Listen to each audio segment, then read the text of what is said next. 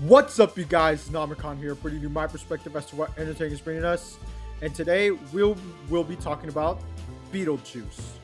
Released in theaters on March 30th, 1988, the film was a critical and commercial success, grossing over $84 million over a $15 million budget. This film pioneered the mixing of gothic, horror, and dark fantasy with surrealism, and is now one of the most iconic films of the 80s. The film stars Alec Baldwin, Gina Davis, Winona Ryder, Michael Keaton, and the late, great Catherine O'Hara. The film was directed by Tim Burton. The movie begins with the Maitlands, a married couple that are on vacation at a small town at Connecticut. In their attic, there is a model of the town built by Adam Maitland, which is a passion project of his. While the Maitlands drive home from town, they swerve the lane because of a stray dog, leading to their death. The Maitlands did not realize that they died because they went back home normally, even though they were questioning how they got here. Unfortunately, they were gone for too long when they noticed that their house was sold to a real estate agent. The family of the real estate agent are called the Deets. The Deets fucked up the house, and the Maitlands couldn't take it, so they called people from the dead to get the Deets family out of there. No one wanted to help, and so they called the last resort Beetlejuice, who is an absolute nutcase. This film is a classic. There are so many reasons why this film is seen in high regard. Beetlejuice is Tim Burton's second film he directed. The first was Pee-wee's Big Adventure, which was a popular film back in the day, but Beetlejuice is where he cemented himself in the movie industry for having such a different feel and unique visuals compared to other comedy movies that were released when it came out.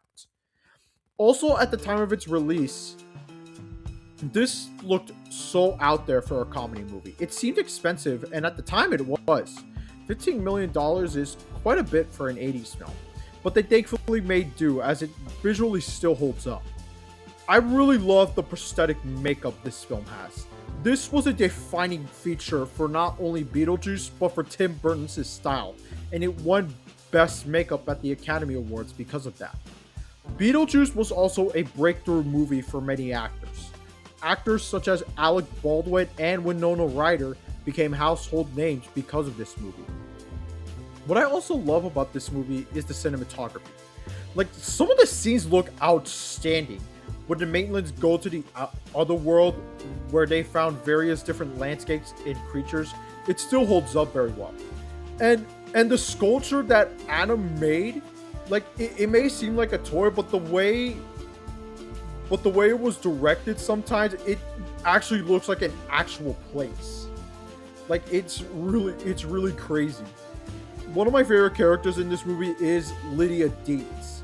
Now she stands out as one of the few humans that can see the dead. That is because she read a book called The Handbook for the Recently Deceased. And because of that, she can see ghosts, including the Maitlands. They tell everything that is happening in the house to her, and it got to the point where everything got insane to where she left no choice but to call in the main highlight of the movie, Beetlejuice. Beetlejuice is such an enigma of a character that he really is such a blast of a character to watch for his unpredictability. The makeup looks so good on him.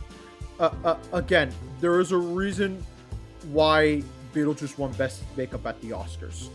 Michael Keaton was already known prior to Beetlejuice, but this movie was where he started to become a household name. And my God, I don't know how you go from an insane bioexorcist to like a super iconic detective with Batman in 1 year.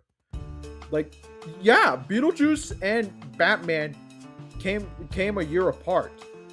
It wasn't just Michael Keaton, but Tim Burton directed that film too. So there was some connections between the two.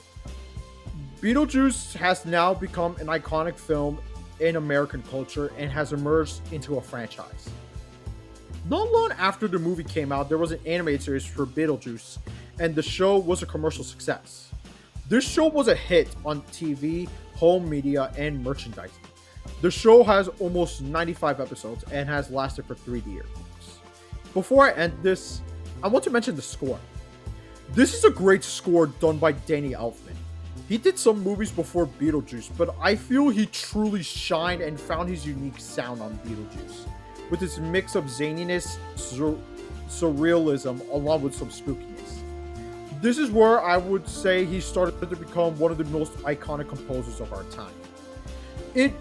I find it kind of insane that at the time when Beetlejuice first came out, there were critics that compared this movie to Ghostbusters. I mean, aside from having some being spooky, there isn't that much to compare between the two. I mean, it's kind of an apples to oranges movies. Like both of those movies have like different ideas that we're trying to do. I mean, obviously, if you want to say which was the bigger franchise, I would definitely say Ghostbusters.